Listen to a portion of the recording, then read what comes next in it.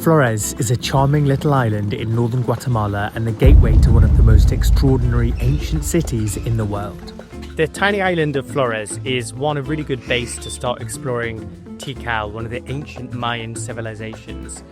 And two, it's actually a really cute little island that you can walk around very easily. Hidden beneath the rainforest for centuries, these towering Maya pyramids and sprawling plazas give you a peek into a civilization that was thriving 2,000 years ago. We've arrived into Flores this morning on the night bus. The night bus was a super long drive travelling. We left at 4 p.m. yesterday and we got here this morning at like 6:30. But I would say actually that we slept pretty well, so I'm pretty happy with the bus. After a grueling 10-hour night bus, the first step, food.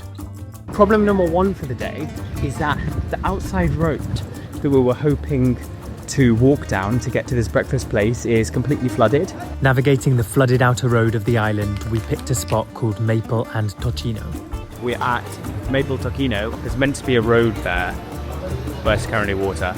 Eggs, avocado, refried beans and Sam? Well, Sam went on full dessert mode and had a brownie milkshake topped with an actual donut. Oh wow. That is look at that. heavy for 9 a.m. Is this ever cake? Oh my god, that is so nice. Let's see you eating the cake. I think this is one of the best breakfasts we've had. So This omelette is so nice.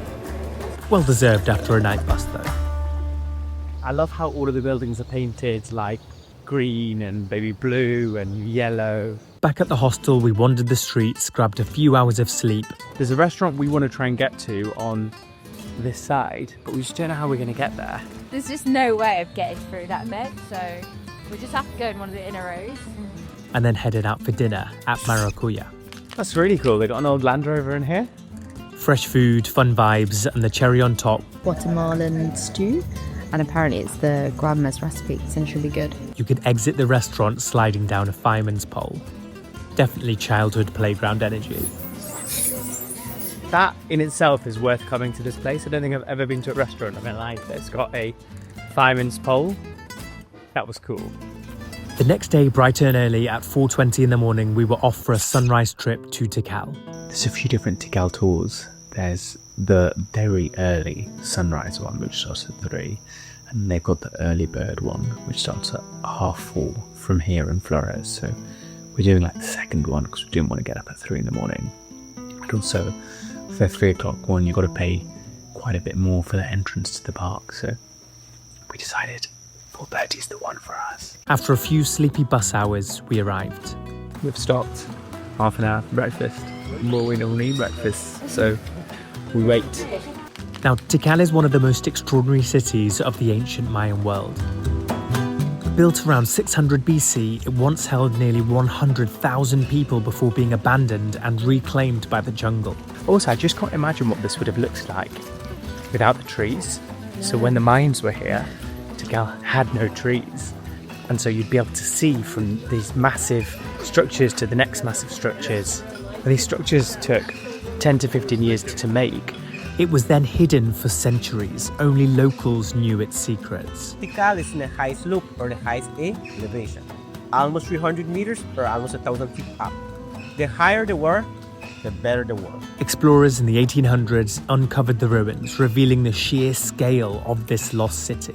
Today, it's a UNESCO World Heritage Site, and you can wander the grand plazas, climb towering temples for insane views over the rainforest, and explore ancient palaces. Imagine walking through this like thick jungle and seeing a jaguar. And yes, the Howler Monkeys' roar echoes through the jungle like actual dinosaurs in the distance. Our first stop was Complex Q, a tall pyramid rising above stone monuments, with stelae carved to commemorate rulers and epic events. It's interesting here that you can walk on the ruins, which is not something that you can do in a lot of places. This was an intimate spot where the elite performed private ceremonies and stayed connected to ancestors and gods. 85% of Tikal is still under the ground, just these massive mounds that haven't been excavated yet. And only 15% has been excavated, like the temples you can see behind me. We snaked through the jungle to the Great Plaza, the bustling heart of Tikal. It is just way bigger than I imagined. so much bigger. And it's not just here, it's like all around. Towering temples and sprawling palaces surround the space where the ceremonies, politics and royal life unfolded. Trying to imagine how big this is now and then putting that into perspective and saying how big this would have been back then is just ridiculous thinking about it. Two giant temples, Temple 1 and Temple 2, quite easily named, face each other with smaller buildings scattered around. The acoustics of the place are incredible. Even a simple clap carries across the plaza. Oh, you can hear it. Oh, it's really loud actually. Hinting at how voices were amplified long before electricity. When you clap in the centre here, you can really hear the echo coming off Temple 2 and it almost deafens you in the left ear. We climbed Temple 2 for a breathtaking view. You can climb up, but you can't climb up the main face of it. Instead, they built this kind of like staircase at the back that you can go up, but it's a lot higher than it looks. The steps are really small, so the people were definitely smaller. And the rooms were also really small. So I think a lot of stuff they did here was outside. Just imagining life here 2,000 years ago is just impossible. For T-Rex, it was a sound used on the movie for Jurassic Park, and they're the second largest mammal with the big noise. That sound is crazy. I just can't believe that noise. Imagine walking through the forest at night and then just hearing that noise. I'd run. That is the noise of the Howler Monkeys. They recorded the Howler Monkey noises and they used them for the noises of some of the dinosaurs on Jurassic Park.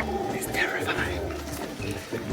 Jungle sounds guided us to Temple 4, the tallest of them all. Which, as you'd imagine, has the most impressive as well. Offering insane panoramic views as the temple tips peak above the trees.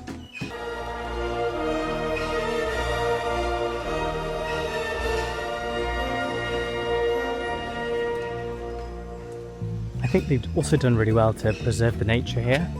It's 1, really peaceful, 2, still feels a little bit rugged, and 3, there's just a lot of wildlife here. We've seen so many interesting birds. We saw parrots and hawks and toucans and those raccoon things. Finally, we reached El Mundo Perdido, the lost world. Coming up to our final monument. Pyramid del Mundo Perdido. Great view. This triadic pyramid rises above a network of plazas and smaller temples. So this would have been all flat, and then you'd have just been able to see between the buildings. And was one of the oldest ceremonial centres and astronomical sites, connecting the Maya to the heavens, the earth and the underworld. Pretty impressive. I think it has to be one of the best ones of all. This is the back view of that massive temple. What is interesting is that the back view gives you this picture of what it would have been like when they discovered these. So they were just these big mounds of dirt and grass, and they excavated them and basically restored them, which you can see at the front. As the day ends, the jungle starts to quiet down, but the echoes of Tikal's ceremonies and the Howler Monkeys' calls linger in your imagination.